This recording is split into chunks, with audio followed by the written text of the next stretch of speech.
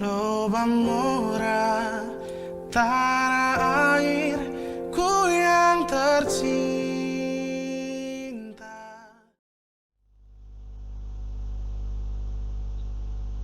Baik, anak-anak semua, selamat siang dan selamat berjumpa kembali dengan saya Pak Gilbertinus Kaleweo dalam pembelajaran online kali ini, yaitu mata pelajaran IPS kelas 8.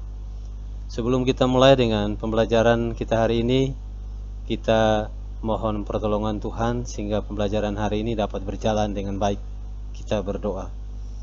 Bapa kami di surga, kami kembali berada di hadapan hadirat-Mu, mengucapkan syukur dan terima kasih karena penyertaan dan berkat yang Engkau berikan kepada kami pada hari ini. Sehingga pada saat ini kami akan siap mengikuti pembelajaran mata pelajaran IPS kelas 8. Tuhan berkati dan tuntun kami sehingga pembelajaran hari ini dapat berjalan dengan baik. Terima kasih Bapa di surga. Amin. Baik, sebelum kita lanjut dengan pembelajaran hari ini, kemarin anak-anak semua sudah mengikuti pembelajaran materi tentang mobilitas sosial. Mobilitas sosial itu kemarin sudah dijelaskan ada dua, yaitu mobilitas vertikal dan mobilitas horizontal. Mobilitas vertikal itu adalah mobilitas yang status sosialnya naik. Seperti contoh, seorang seperti masyarakat, dia akan menjadi pengusaha, jadi merupakan mobilitas naik. Sedangkan contoh lain seperti masyarakat juga akan mencalonkan diri sebagai bupati atau wali kota, dan dia pada akhirnya dia terpilih menjadi wali kota atau bupati. Ini yang namanya mobilitas vertikal atau mobilitas naik. Dan ingat bahwa mobilitas naik itu juga akan terjadi mobilitas yang namanya mobilitas turun. Jadi seperti contoh tadi, masyarakat terpilih menjadi wali kota dan pada masanya dia akan turun kembali seperti masyarakat biasa. Itu yang namanya mobilitas turun. Baik, kita akan lanjutkan dengan materi kita hari ini, yaitu materi pokok pengaruh interaksi sosial terhadap kehidupan sosial dan kebangsaan. Submateri pluralitas masyarakat Indonesia. Kita masuk pada tujuan pembelajaran. Tujuan pembelajaran 32.1 menjelaskan pluralitas agama yang dianut oleh masyarakat Indonesia dengan tepat.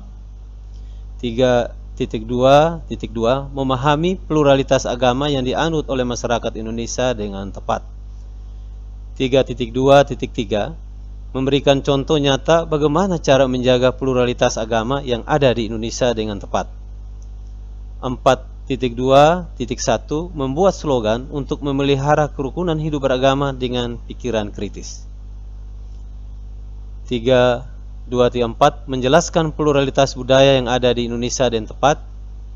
3.2.5 memahami pluralitas budaya Indonesia dengan tepat. 3.2.6 memberikan contoh yang nyata bagaimana cara menjaga pluralitas budaya yang ada di Indonesia dengan tepat. 31.7 menjelaskan peran dan fungsi keragaman budaya yang ada di Indonesia dengan pikiran kritis. 4.2.2 membuat yel-yel dalam bentuk lagu untuk memelihara pluralitas budaya dengan pikiran kritis. Baik, tampilan gambar yang ada ini merupakan contoh keragaman agama di Indonesia, membuktikan bahwa masyarakat Indonesia atau bangsa Indonesia adalah bangsa yang religius.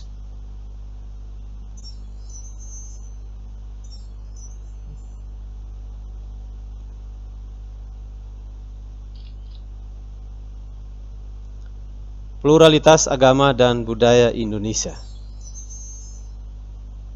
Masyarakat Indonesia dikenal sebagai masyarakat yang religius.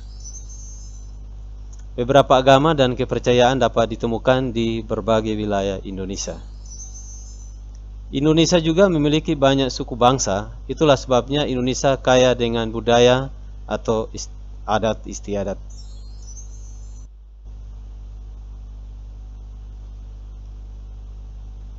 Kekayaan dan keanekaragaman masyarakat Indonesia, baik suku, agama, ras, pekerjaan, dan lain-lain, menunjukkan bahwa masyarakat Indonesia itu bersifat plural.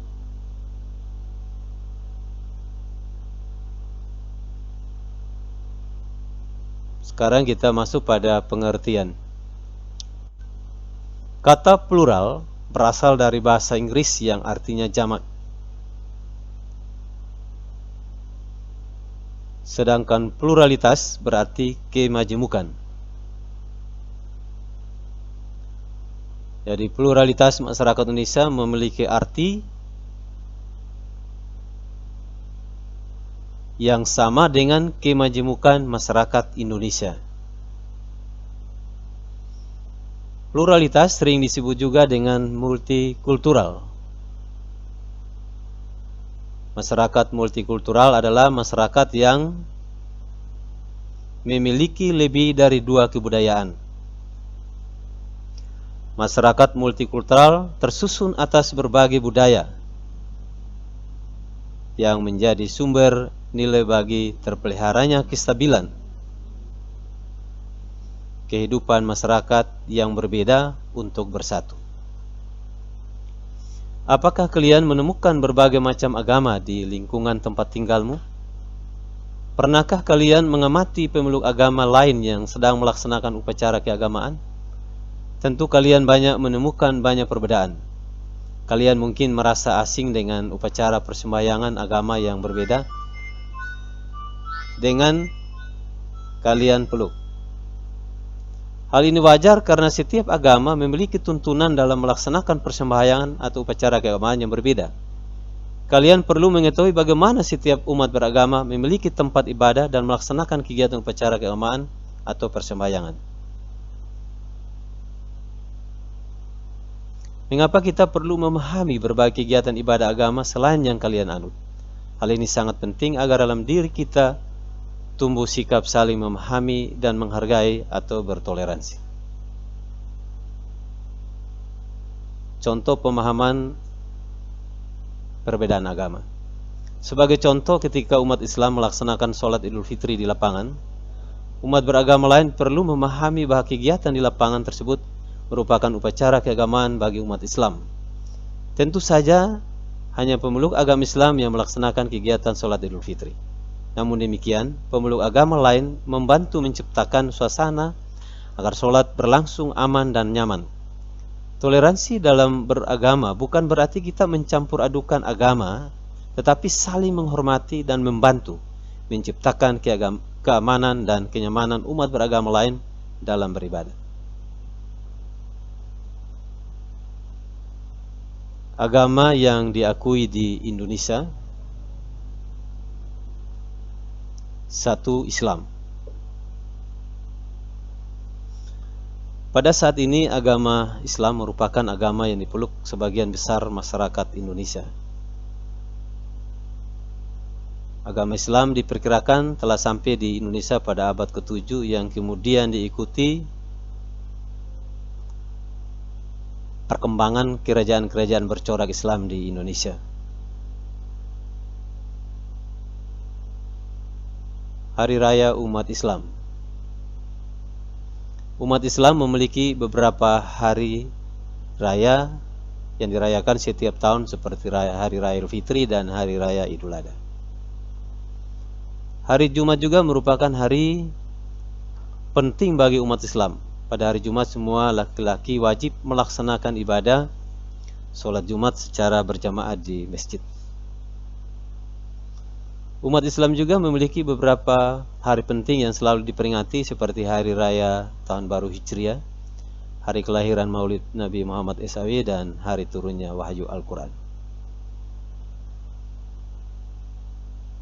Agama Kristen Protestan berkembang di Indonesia.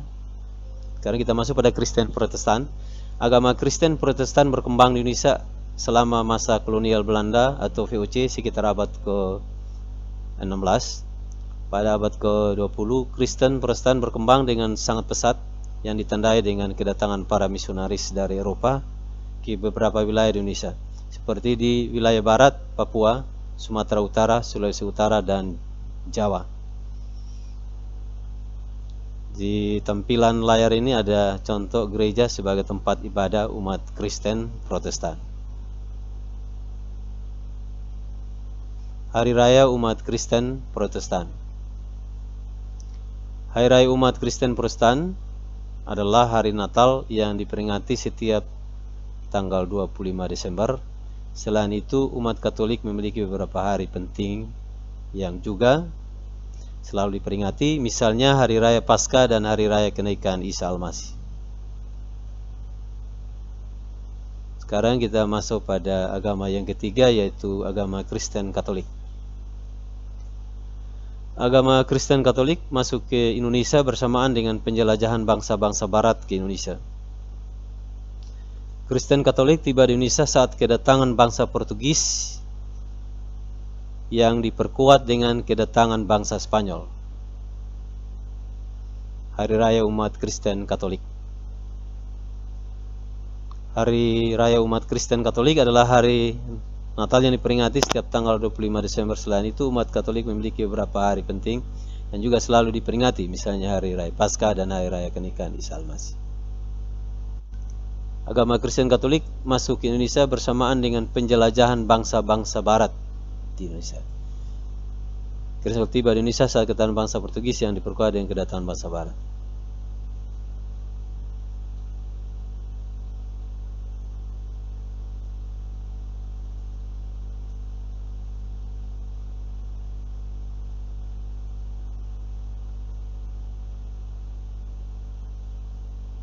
Sekarang kita masuk pada yang keempat, Hindu. Agama Hindu. Agama Hindu diperkirakan telah masuk ke Indonesia sejak awal abad Masehi. Pada saat mempelajari perkembangan kerajaan Hindu Buddha di Indonesia, kalian tentu ingat kapan agama Hindu dan Buddha masuk ke Indonesia. Kita lihat tempat ibadat agama Hindu, pura, sebagai tempat ibadah umat Hindu. Beberapa upacara keagamaan pada hari penting agama Hindu, misalnya Hari Raya Galungan, Hari Raya Nyepi, dan Hari Saraswati. Agama Hindu kaya akan berbagai upacara atau tradisi keagamaan. Tradisi-tradisi warisan agama dan kebudayaan agama Hindu juga mempengaruhi kebudayaan Indonesia yang masih berkembang hingga kini. Sekarang kita masuk pada agama Buddha. Perkembangan agama Buddha diperkirakan terjadi bersamaan dengan perkembangan agama Hindu. Kerajaan Sriwijaya di Sumatera merupakan salah satu pusat studi agama Buddha di Asia Tenggara. Beberapa upacara keagamaan yang dapat kalian kenal, misalnya Hari Raya Waisak dan Ulumbang, itu Hari Raya Umat Buddha. Sekarang tampilan tempat peribadatan vihara sebagai tempat ibadah umat Buddha. Yang keenam, Konghucu. Konghucu, kehadiran agama Konghucu di Indonesia telah berlangsung berabad-abad lamanya. Kalian dapat menemukan kelenteng yang biasa digunakan sebagai tempat ibadah umat Konghucu di berbagai wilayah di Indonesia. Contoh kelenteng Ban Hing Kiong di Manado yang didirikan pada tahun 1819, kelenteng Bun Tiang Su di Surabaya. Umat Konghucu banyak memiliki hari penting, tetapi hari raya yang terkenal dan telah menjadi hari libur nasional di Indonesia adalah Hari Raya Imlek. Ini contoh tempat peribadatan umat Konghucu, kelenteng.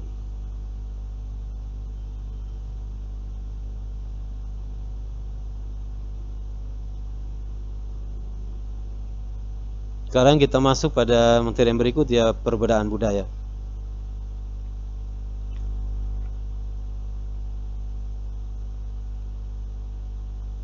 Kalian hampir setiap hari mendengar istilah budaya atau kebudayaan. Apakah yang dimaksud dengan budaya dan kebudayaan?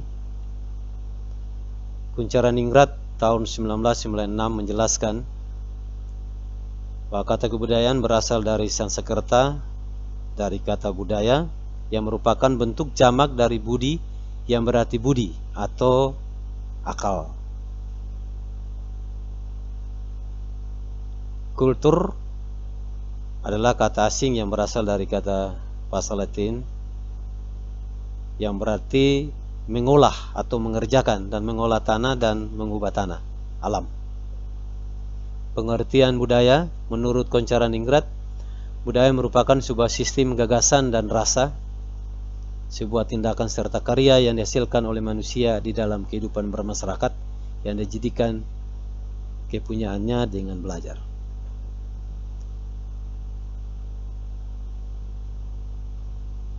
Bagaimana cara melihat hasil-hasil budaya? Kalian perlu memahami wujud kebudayaan agar lebih mudah memahami berbagai hasil budaya Indonesia manusia. Menurut sosiolog J.J. Honigman, terdapat 3 wujud budaya, yaitu gagasan, tindakan, dan karya. Wujud yang pertama, gagasan atau wujud idealnya. Wujud ideal kebudayaan merupakan kebudayaan berbentuk kumpulan ide, gagasan, nilai, norma, peraturan, dan sebagainya yang sifatnya abstrak atau tidak nyata, tidak dapat diraba atau disentuh. Di manakah letak ide atau gagasan? Ide dan gagasan tentu berada dalam pemikiran manusia. Wujud kebudayaan berupa pemikiran manusia dapat dilihat dalam karya-karya tulis. Tulisan berupa pemikiran berada dalam karangan dan buku-buku hasil karya para penulis warga masyarakat tersebut pada waktu tertentu. 2. Aktivitas atau tindakan. Aktivitas adalah wujud kebudayaan sebagai suatu tindakan berpola dari manusia dalam masyarakat yang disebut juga dengan sistem sosial. Sistem sosial ini terdiri dari aktivitas-aktivitas manusia yang saling berinteraksi, mengadakan kontak serta bergaul dengan manusia lainnya menurut pola-pola tertentu berdasarkan adat tata kelakuan. Sifatnya konkret, terjadi dalam kehidupan sehari-hari serta dapat diamati dan didokumentasikan. Yang ketiga, artefak, karya. Artefak adalah wujud kebudayaan fisik yang berupa hasil dari aktivitas, perbuatan, dan karya semua manusia dalam masyarakat, berupa benda-benda atau hal-hal yang dapat diraba atau dilihat dan didokumentasikan. Sifat paling nyata dibandingkan 2 wujud kebudayaan yang lain. 7 unsur kebudayaan universal. 1. Peralatan dan perlengkapan hidup manusia. Sebagai contoh, pakaian, perumahan, alat-alat rumah tangga, senjata, alat produksi, transport, dan sebagainya. 2. Mata pencarian hidup dan sistem-sistem ekonomi seperti pertanian, sistem produksi, sistem distribusi, dan sebagainya. 3. Sistem kemasyarakatan, jadi sistem kekerabatan, organisasi politik, sistem hukum, sistem perkawinan. 4. Bahasa, ada bahasa lisan dan bahasa tertulis. 5. Kesenian, yaitu berupa seni rupa, seni suara, seni gerak, dan sebagainya. 6. Sistem pengetahuan. Dan 7. Religi atau sistem kepercayaan. Sekarang kita masuk pada faktor-faktor yang mempengaruhi perbedaan budaya Indonesia. 1. Perbedaan lokasi. Perbedaan kondisi alam di Jawa dan Kalimantan menyebabkan perbedaan hasil kebudayaan berupa rumah. Kalian juga dapat mengamati berbagai kerajinan yang dibuat masyarakat pegunungan dengan kerajinan yang dibuat masyarakat di pesisir. 2. Perbedaan agama atau keyakinan. Kalian sudah memahami bahwa di Indonesia terdapat banyak sekali suku bangsa. Karena Indonesia memiliki beragam suku bangsa, bentuk kebudayaannya juga beragam. Setiap daerah memiliki kebudayaan daerah yang khas. Keragaman budaya daerah dapat diketahui melalui bentuk-bentuk pakaian atau lagu adat, pakaian adat, lagu daerah, tarian daerah, rumah adat atau alat musik, seni pertunjukan, dan upacara adat. Keragaman kebudayaan Indonesia sangat dipengaruhi oleh keyakinan agama. Yang ketiga, perbedaan suku bangsa. Yang keempat, perbedaan pekerjaan atau profesi. Jadi ada yang mata pencariannya sebagai petani, sebagai PNS, sebagai pengusaha, dan lain-lain. 5. Peran dan fungsi keberagaman kebudayaan. Contoh, tarian kecak dan saman merupakan bukti keragaman budaya masyarakat Indonesia. Peran dan fungsi tarian daerah bagi pembangunan nasional. Tarian daerah bukan hanya sekedar untuk dilihat, tetapi juga mengandung makna yang sangat penting bagi bangsa Indonesia. Tarian daerah di Indonesia merupakan ekspresi jiwa masyarakat Indonesia. Tarian tersebut menggambarkan nilai-nilai penting yang dapat menjadi inspirasi dan teladan bagi masyarakat masa sekarang. Seni tari Indonesia mengandung banyak nilai moral dan keagamaan yang menjadi pedoman bagi perilaku bangsa Indonesia.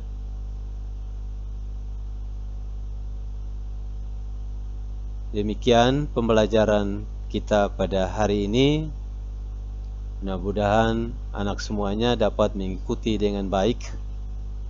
Dan pada hari ini ada beberapa tugas yang perlu anak-anak kerjakan di rumah. Yang pertama, amatilah lingkungan sosial di sekitar tempat tinggalmu. Kemudian buatlah sebuah cerita singkat mengenai 1. Kehidupan beragama dan toleransi antara umat beragama. 2. Ceritakanlah secara singkat tentang budaya asal daerahmu. Baik, terima kasih. Sampai bertemu pada pembelajaran online mata pelajaran IPS berikutnya. Terima kasih.